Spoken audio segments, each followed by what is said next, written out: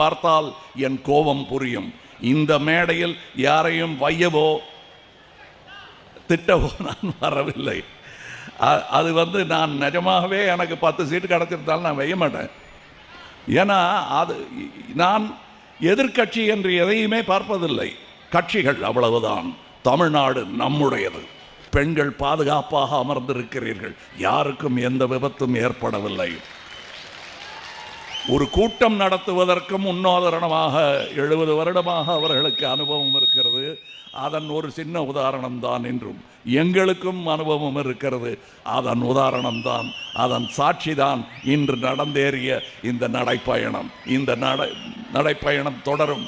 நீங்கள் என்னங்க தேர்தலில் ஓட்டு கேட்கவே இல்லை என்றால் ஓட்டுக்கள் கண்டிப்பாய் வரும். சிந்தனை உள்ளவர்கள் சிந்தித்து பார்த்து ஓட்டிட்டால் கண்டிப்பாய் இங்குதான் விழும். அதற்கு வாழ்த்து சொல்ல வேண்டியதில்லை, வழி சொன்னால் போதுமானது.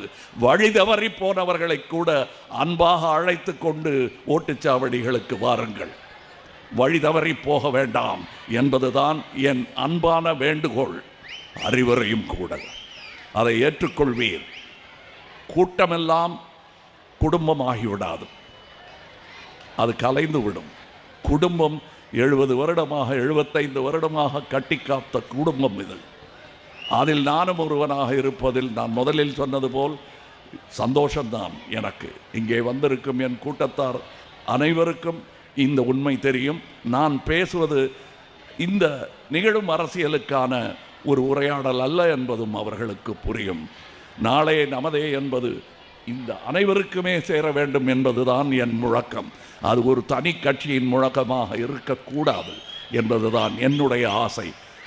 இங்கே முதல்வரை 2 கிலோமீட்டர் நடத்தி கூட்டிகிட்டு வரீங்களே, அது நியாயமாக பாருங்கள் அப்படின்னு. அவருக்கு இன்னும் 10 நாள் வேலை இருக்குன்னு நானும் கொஞ்சம் சந்தேகப்பட்டேன். அப்புறம் யோசித்தேன், நாட்டையே நடத்தி கொண்டு இருக்கிறார், தமிழ்நாட்டையே 365 நாளும் டெய்லி காலையில் நடந்துக்கிட்டு இருக்காரு.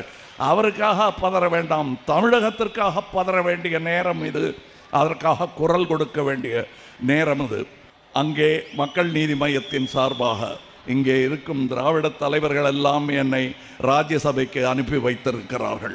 அந்த குரலாக நான் அங்கே செல்ல வேண்டும். அனுமதி உண்டா, இல்லை பிரச்சாரத்தை தொடர வேண்டுமா என்று முதல்வர் அவர்களிடம் கேட்டேன். பிரச்சாரத்தை விட இந்த தேர்தலை விட முக்கியமானது தமிழகத்தின் எதிர்காலம். நீங்கள் போயே ஆக வேண்டும் என்று சொன்னது உண்மை. அதைத்தான் நான் செய்ய போகிறேன். நாளை கருப்பு கொடி இயக்கம் நடத்த வேண்டும் என்று சொன்ன பொழுது சகோதரி சொல்லிக் கொண்டிருந்த போது என் காதில் சொன்னார், நாளைக்குத்தானே சொன்னேன், நீங்கள் இன்றே போட்டுக்கொண்டு வந்து விட்டீரே என்று சொன்னார். நான் என்றோ போட்டுக்கொண்டு விட்டேன் இந்த கலரை. ஆனால் கொடி நாளை உயரும். இது முதல் முறை அல்ல. அநீதி தமிழகத்திற்கு நிகழும் போதெல்லாம் கொடி உயர்த்தி பிடித்தது இந்த திராவிட குடும்பம். அதில் நானும் ஒருவன் என்பதில் எனக்கு எந்த சந்தேகமும் கிடையாது, எந்த சங்கோஜமும் கிடையாது.